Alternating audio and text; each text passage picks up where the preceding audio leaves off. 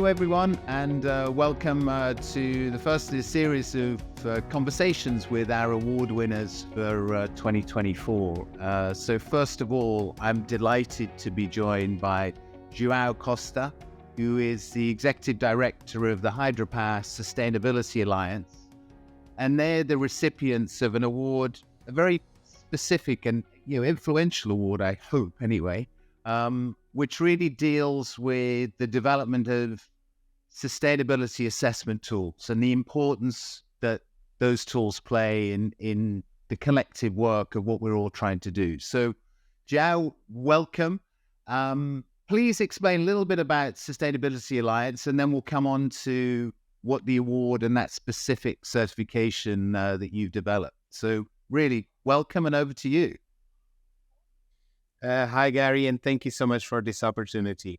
So I am very honored to represent the Hydropower Sustainability Alliance, which is an independent standard-setting body that exists relatively recently, but is the outcome of long-term work done by a number of organizations, including the International Hydropower Association and a set of stakeholders from civil society representatives, financiers, and governments that around 15 years ago gathered to react to the World Commission's on Dam report, which was a landmark document and study made on the hydropower and dams there, in the context of water energy nexus, how relevant it was, but also about their negative impacts on people and nature.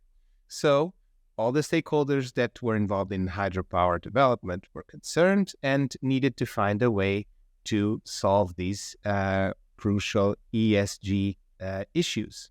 So together, around 2007 to 2010, worked to define and design a set of assessment tools, good and best practice guidance, to basically improve the way hydropower projects are developed and operated with sustainability in mind.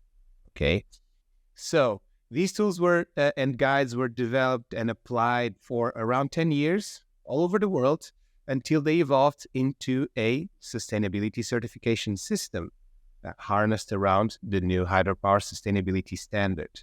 And that's where we stand today, at the end of this, at the forefront of all of this work that has been done by so many people.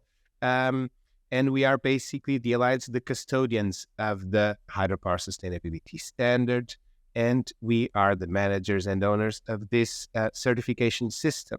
So carrying the torch on the sustainability work in this crucial industry for climate transition. And maybe one follow-up. I mean, what was it that was that tipping point where all of this collective work, was it always the plan that after 10 years that would eventually become a standard? How do you have the confidence to feel it's now an industry standard? Where does that light bulb moment come from?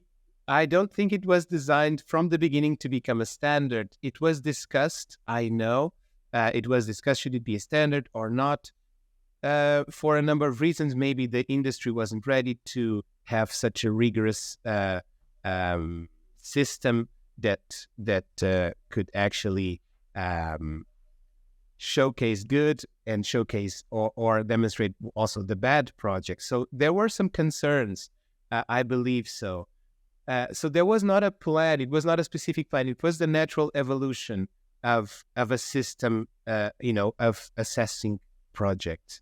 And after a while, I think we reached a point where we said, okay, these tools are incredibly useful, incredibly thorough and of high quality, but they are not being used enough. And how can we make this more widely adopted? How can we create the incentives? How can we create the demand for it? And we had to, to be honest, it was kind of a leap into the unknown. Shall we make this a certification? what are the risks of that? And there are risks, right? When you set up a system, people might, industry might take it or not. So we had to take a leap, and we did. And now we're going through it and being fantastic. And yeah, my understanding is there's two elements. There's the assessor side, so how you create that capacity, if you will, for judging this, and then the actual certification on specific projects and your involvement in both of those. I mean, who are the other stakeholders involved in all of this? It seems inevitably it's going to be very, very wide in terms of who's influenced and who's involved in it. Yes, that is a crucial part and kind of a unique and powerful element of our organization. It's the multi-stakeholder side of it. So on the governance system, we have representatives of 4 key stakeholders: industry, government, civil society, and financiers.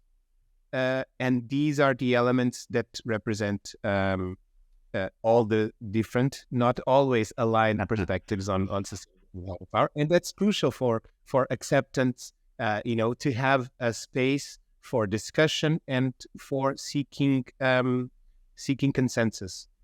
So we are proudly a space for that. And then we have the element of certification.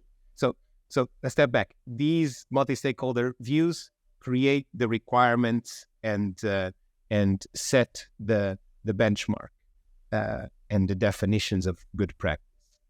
And then we have a system of assessing with independent accredited assessors, highly skilled, highly experienced experts in the field of impact assessment, in the field of environmental engineering, of hydropower, that are trained to use our standard and to evaluate projects against the requirements of our standard. And they do it independently. So our system, in our certification system, we train these accredited assessors, and then they act independently to assess a project. And so we take a step back when the project is actually being evaluated. So, reduce that conflict of interest. So we let the system work on its own, and then we certify if it meets all the methodologies and all the quality. Very interesting. Okay. Maybe one last question. I mean, so this culmination of work, launch of the standard, what are now the challenges? What happens next for this? Is this about gradually implementing it in more and more locations, plants, projects? What does that future look like? Big challenges. First, we need the industry to know that we exist.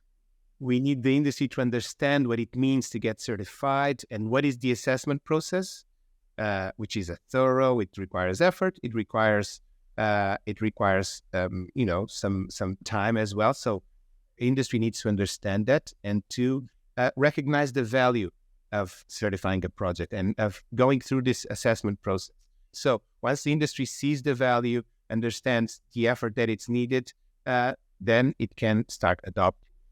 But there are obviously challenges to that.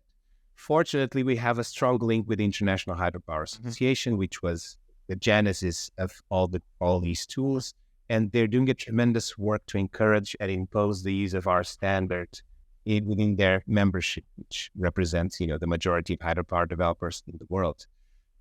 So that's one challenge, working with the industry, demonstrating the value. Fortunately, we have IAIA, and we also have a number of industry champions that are actually taking it on and certifying their projects. We have projects certified in Brazil, Canada, Colombia, New Zealand, Tajikistan, just to name a few, and they started last year only. And these are really the group of it, yeah.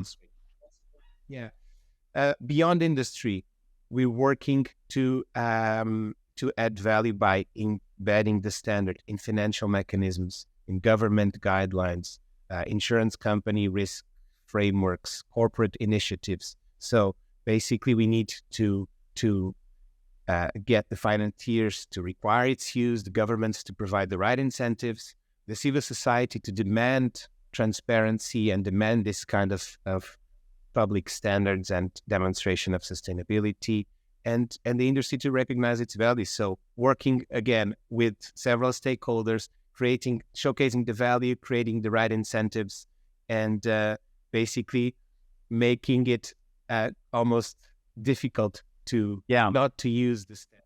And then so eliminate the excuses that people use. Exactly.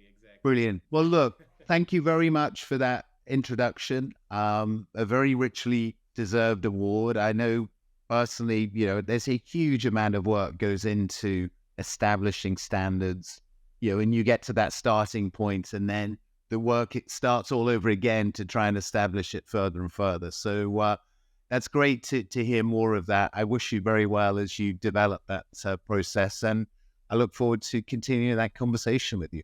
Thank you so much, Gary. It was a pleasure. See you soon.